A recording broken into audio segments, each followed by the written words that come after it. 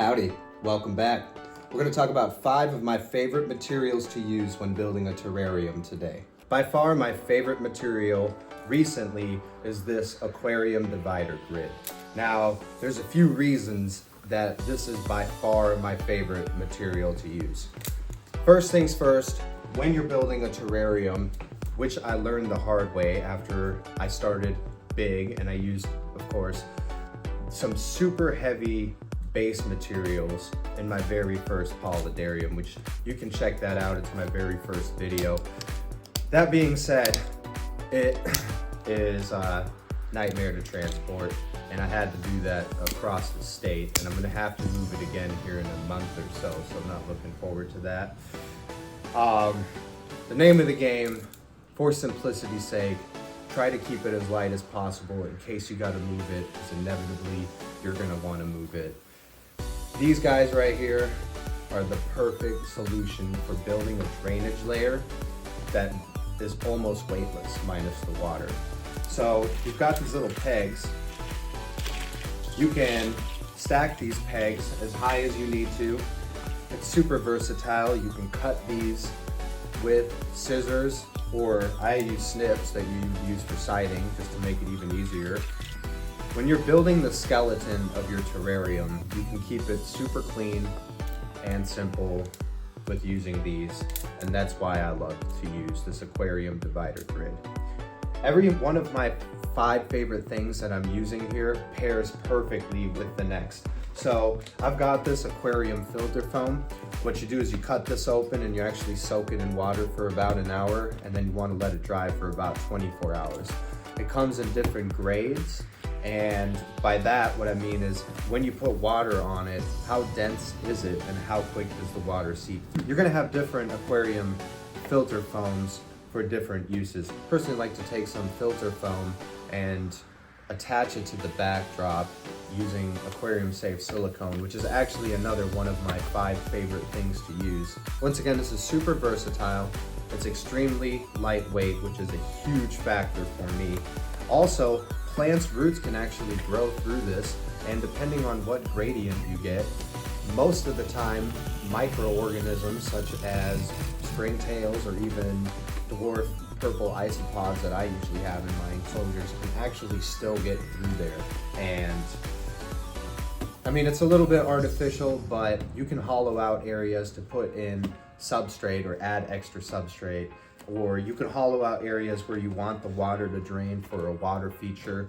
So once again, huge recommendation. I would definitely say put this on your list. Another one of my very favorite materials to use is this dragonstone, which I've actually probably used, now that I think about it, in every single one of my builds.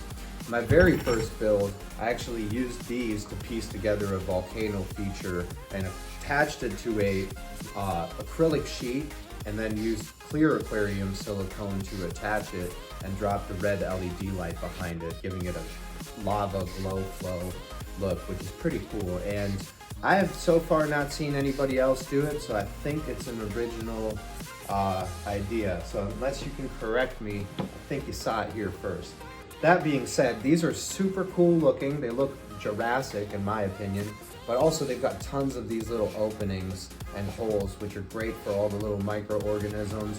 You can put little bits of Aquarium Safe fertilizer in here and a little substrate and actually plant small plants in there.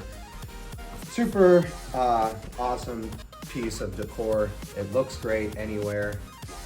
I like to incorporate a little bit of it in almost every one of my terrariums. So we obviously are going to want to hold this all together. For that, we use the Aquarium Safe ASI silicone. That's my favorite.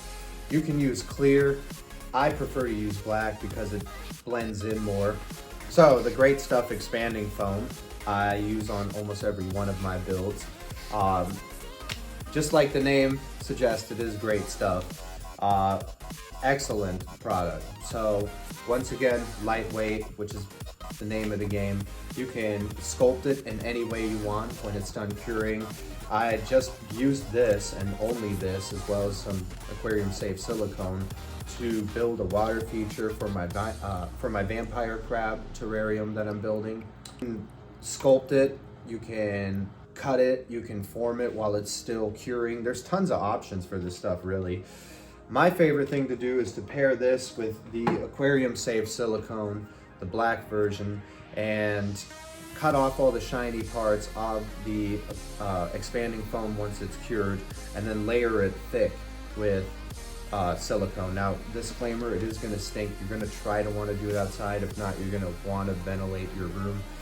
But what you can do is you can coat the entire backdrop and then add a mixture of sphagnum moss as well as cocoa peat. Let that dry on there, apply it wet, let it dry. And then what I always do now, anyway, once I've discovered the product, go to frogdaddy.com. It's called the Wet Moss Mix. You lather it on the backdrop and it's perfect. It'll grow right on that sphagnum moss as well as that cocoa peat. And now you've got an all natural moss wall on the back of all your terrariums. Slap a couple plants in there and voila, you make it look easy, really. If you want some more advice on that, I've got a vampire crab terrarium build dropping here in about a week. I've got crabs in the mail I'm really excited about. Or you could check out the build behind me, the poison dart frog terrarium, or check out some of my other videos. Make sure you like and subscribe. And have yourself a mighty nice day now. Come on.